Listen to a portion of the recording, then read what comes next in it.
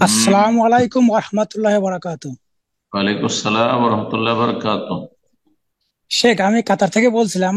আমার প্রশ্ন বলেন। হচ্ছে কি, আমার স্ত্রী ওই ঠিক মতো নামাজ পড়ে না। হয়তো সপ্তাহে একবার এক ওয়াক্ত বা আল্লাহ মাসে এক ওয়াক্ত, মানে আল্লাহ। ব্যাপক চাপ সৃষ্টি করলে সে নামাজ পড়ে। এছাড়া নামাজ পড়ার প্রতি খুবই উদাসীন। তো সেই ক্ষেত্রে ওই যে একটা হাদিস আছে দায়ুসের, আর একটা যে কোরআনের একটা আয়াত আছে, হে মুমিনগণ, তোমরা নিজেদেরকে এবং তোমাদের পরিবার পরিজনকে রক্ষা করো আগুন থেকে। মানে এই দিক দিয়ে কি মানে আমি আল্লাহর কাছে মানে ই করতে পারবো কিনা, মানে আল্লাহ আমাকে মাফ করবে কিনা। আল্লাহ মুস্তান। আমার এবং বিসমিল্লাহ। আমার জি জি। আমার এবং আমার স্ত্রীর জন্য মানে উত্তম নসিহা চাচ্ছি আপনার কাছে। জি জি জি, বিসমিল্লাহ আলহামদুলিল্লাহ ওয়াসসালাতু ওয়াসসালামু আলা রাসূলিল্লাহ ওয়া আলা আলিহি ওয়া সাহবিহি আজমাইন ওয়া বাদ। ভাই প্রশ্ন করছেন যে আমার স্ত্রী ঠিকভাবে সালাত আদায় করে না, সপ্তাহে একদিন দুই দিন কখনো সালাত আদায় করলো, বলেও কথা শোনে না। আল্লাহ হেদায়েত দান করুন। প্রথম দোয়া করব আল্লাহ তাকে হেদায়েত দান করুন, এবং আপনি যেহেতু পাঁচ ওয়াক্ত নামাজি, তাকে আল্লাহ পাঁচ ওয়াক্ত নামাজি বানিয়ে দেন। আল খাবিসাতুল লিল খাবিসিন, খারাপ মহিলা খারাপ পুরুষের জন্য, ভালো পুরুষের জন্য মোটেই সমীচীন নয়। অত্তাইয়্যিবাতুল লিত-তাইয়্যিবিন, আর পাক পবিত্র ভালো নেক মহিলা হচ্ছে নেক পুরুষের জন্য, এক স্বামীর জন্য এটা হওয়া উচিত।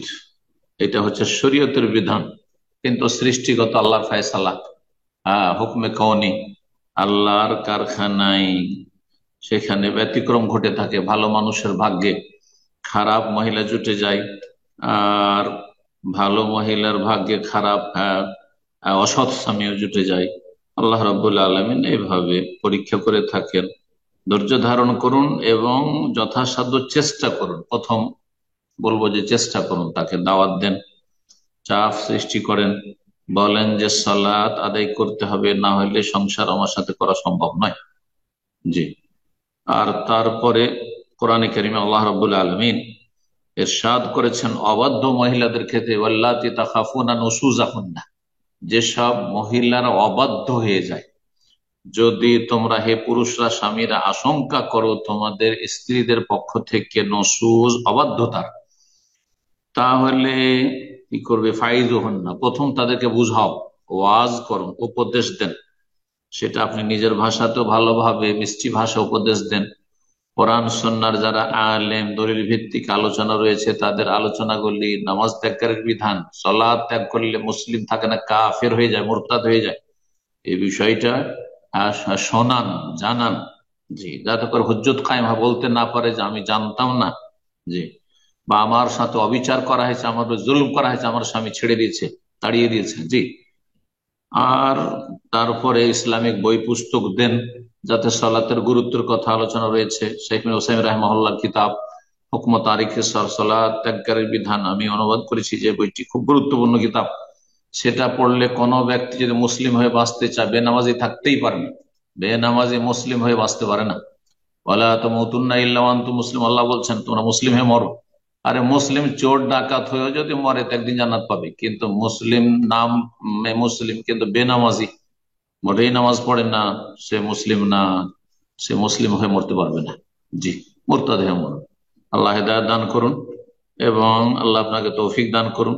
ধৈর্যের সাথে তাকে নসিহা করার এবং তাকে সংশোধন করার, সোজা করার তৌফিক দান করুন। ফাইজ হন না, আল্লাহ এক নম্বরে বলছেন প্রথম পদক্ষেপ কি, যে ও বুঝাও, উপদেশ দাও। তাতেও যদি না হয় তো ওয়াহজুরহুন্না ফিল মাদাজি, তার সাথে বিছানা আলাদা করে এক জায়গায় থাকিও না। হ্যাঁ, যদি দেশেও থাকেন তো বলছেন না তোমার সাথে আমি থাকবো না, তুমি আলাদা বিছানায় থাকো, আলাদা বিছানায় থাকো, তোমার সাথে কোনো আমার শারীরিক সম্পর্ক নেই, আর তুমি তোমার বিছানা আলাদা করে দেবে। জি। দূরে আছেন, ধরেন প্রবাসে আছেন, বললেন কাতারে আছেন, আপনি টেলিফোন বন্ধ করে দেন, না কথা নাই, যতক্ষণ পর্যন্ত আমি না জানবো যে পাঁচ ওয়াক্ত সালাত করি, তোমার সাথে কোনো কথা নেই। হাজির হন না, কথা বন্ধ করে দেন। হাজির মানে কথা বন্ধ করা হয়। জি। আর ফিল মাদাজ, আল্লাহ বলেছেন বাড়িতে থাকলে বিছানা আলাদা করে দিতে, জি, পৃথক করে দিতে। তিন নম্বর, আল্লাহ বলছেন এতেও যদি না, দুই নম্বরে কাজ না হয়, বেশি বাঁকা, আরো বেশি বাঁকা হচ্ছে না কাজ, তাহলে ওয়াজরেব হন না, হালকা মার দিতে, এমন মার যেটা ফেটে না যায়, ফুটে না যায়, দাগ না হয়ে যায়, নাজুক স্থানে নয়, যাতে সে সোজা হয়, আদবের জন্য, আজাবের জন্য নয়। হ্যাঁ, তাদিবের জন্য, তাজিব নয়, মানে আদব শিক্ষা দেওয়ার জন্য, সোজা করার জন্য, ভেঙে দেওয়ার জন্য নয়, যে হাড়হাড়ি ভেঙে দিবেন আর হাসপাতালে পৌঁছে দিবেন, এমন মার জায়েজ নয়। জি, ফাটিয়ে দিবেন, ফুটিয়ে দিবেন, রক্তাক্ত করে দিবেন, বা এমন কিছু তো মারবেন যেটা প্রাণনাশের ঝুঁকি, মোটেই জায়েজ না। হালকা সাহাবায়ে কেরামদের আহ আসার থেকে পাওয়া যায়, একটা মিসওয়াক দিয়ে, একটা হালকা ছড়ি দিয়ে একটু, বা হালকা এমন জায়গায়, যে সব জায়গাতে হয়তো একটা চড় থাবা দিলে, মুখে, গালে নয়, মোটে নয়, এগুলোতে নয়, পিঠের দিকে, যেগুলোতে হয়তো অপমান হবে, লাঞ্ছিত হবে, কিন্তু আঘাত লাগবে না, এই মারের কথা শরীয়তে রয়েছে। গায়রা মুবাররিহ হাদিস রয়েছে, যেটা প্রকাশ না পেয়ে যায়, আর সেটাতে বড় ধরনের আঘাত না হয়ে যায়। এতেও যদি না হয়, এতে যদি হয়ে যায়, আল্লাহ বলছেন ফাইন আতানাকুম ফালা তাবগু আলাইহিন্না সাবিলা, এই তিনটি ধাপে যদি সংশোধন হয়ে যায়, কোন একটি ধাপে, প্রথমটি তো হয়ে গেলে যথেষ্ট, দ্বিতীয়তে যাবে না, দ্বিতীয়তে হয়ে গেল, তৃতীয়তে যাবে না, তৃতীয়তে হয়ে গেল। যদি তারা তোমাদের অনগত হয়ে যায়, নামাজি হয়ে যাবে, নামাজি স্ত্রী, তাহলে ফালা তাবগু আলাইহিন্না সাবিলা, তাদের তালাকের রাস্তা খুঁজিও না। এ বাহানা খুঁজিও না যে কি কোন সুযোগে তালাক দেবো, এই রাস্তা খুঁজিও না। তালাক অগতির গতি, এমার্জেন্সি গেট।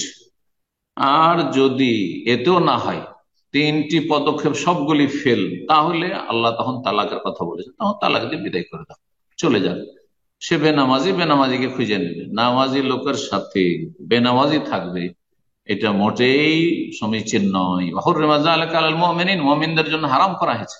সুতরাং কোন মহিলা স্থায়ী বেনামাজি স্বামীর সাথে থাকবে, আর কোন পুরুষ স্থায়ী বেনামাজি, একেবারে বেনামাজি তার সাথে থাকবে, গাফিলতি থাকতে পারে, মাঝে মাঝে গাফিলতি হচ্ছে, সংশোধন করার চেষ্টা করে, কিন্তু নামাজই পড়তে চাই না, নামাজের ওপর একেবারে অনীহা, তাহলে এমন স্ত্রী বা এমন স্বামীর সাথে সংসার করা মোটেই জায়েজ নয়। আল্লাহ হেদায়েত দান করুন, এবং যারা ভুক্তভোগী তাদেরকে আল্লাহ এই বালা মুসিবত থেকে উদ্ধার করুন।